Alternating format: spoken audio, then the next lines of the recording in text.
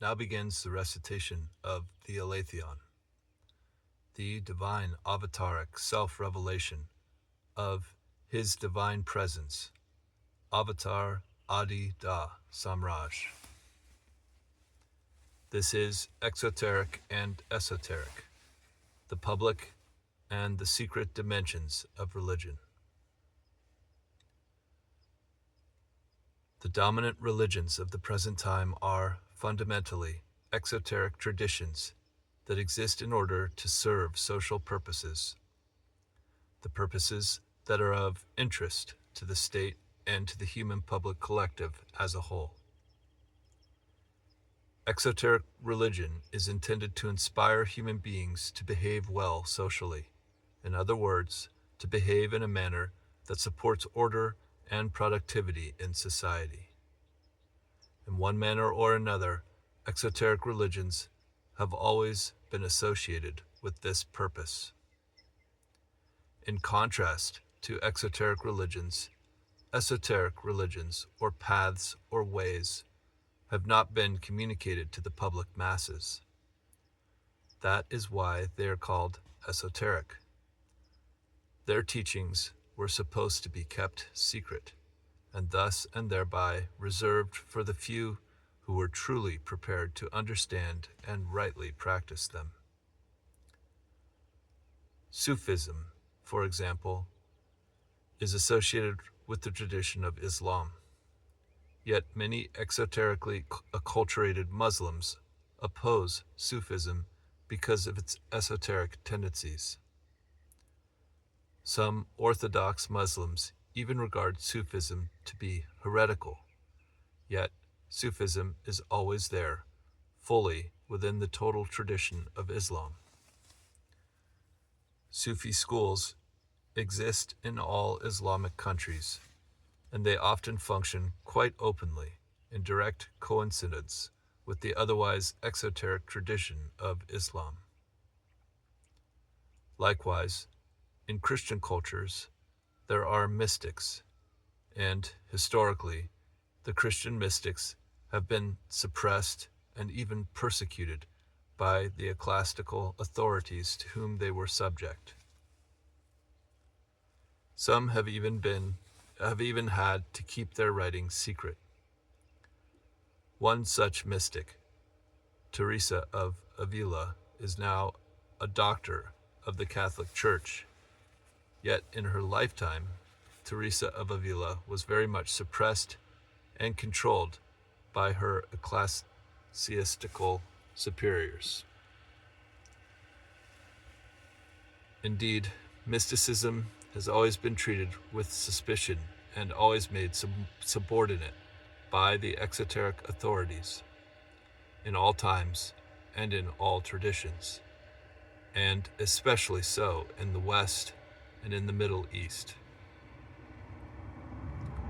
Gnosticism, which is an ancient form of esoteric mysticism, and in some cases of spirituality, was suspect from the exoteric perspective, especially within the early period of Christian institutionalizing, because even Christian Gnosticism suggested a universal and therefore not exclusively Christian truth.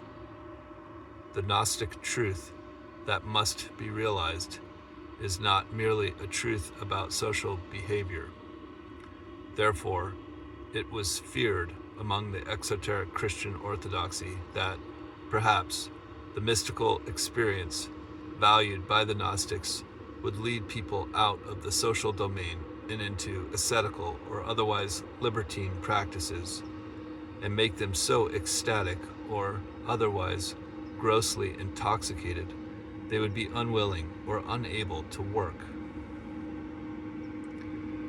Chronically and even inherently, exoteric religion has concerns of this kind about esotericism in general, and therefore exoteric religion has historically always suppressed esotericism of every kind.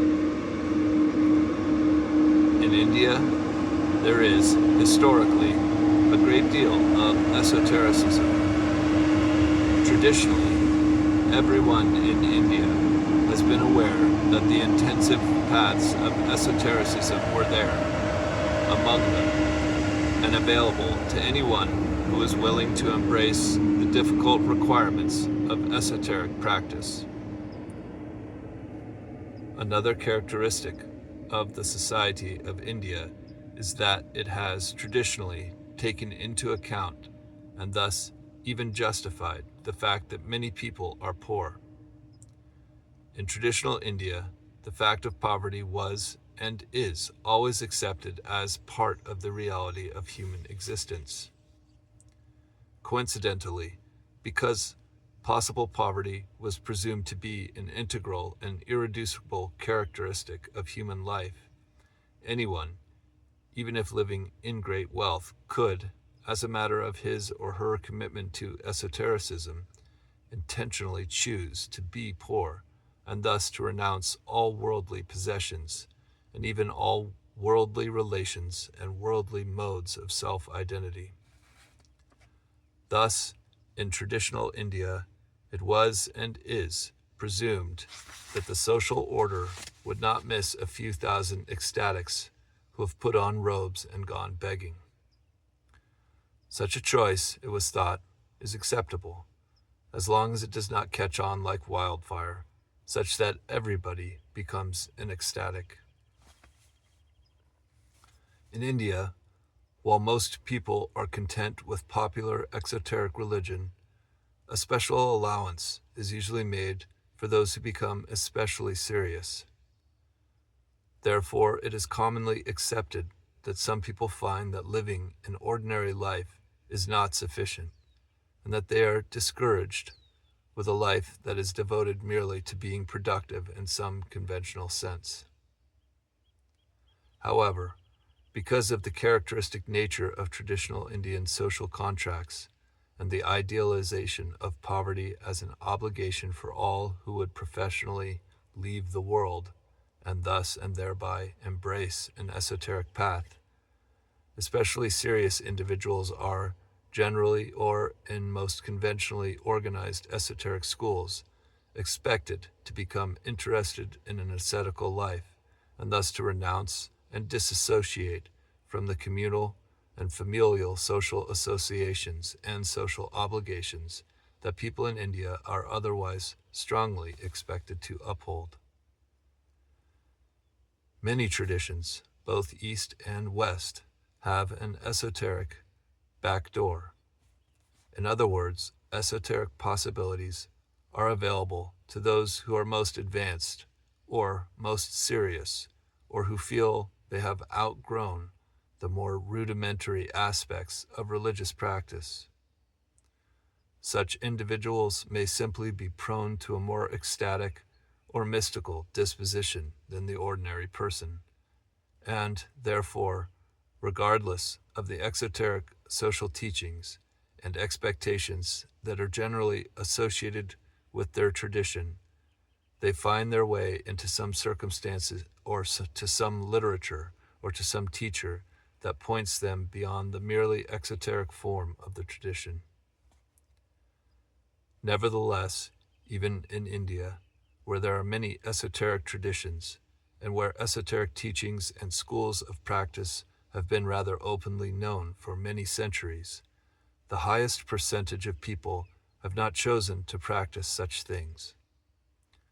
The usual individual, East or West, is more inclined, and generally exclusively acculturated, toward worldly pursuits, although, in the general case, with some coincident exoteric religious orientation that involves one or another mode of temple life, and, also, the practice associated with the conventional religious instructions on social morality that are given within the orthodox sphere of temple life under the influence of exoteric religious authority.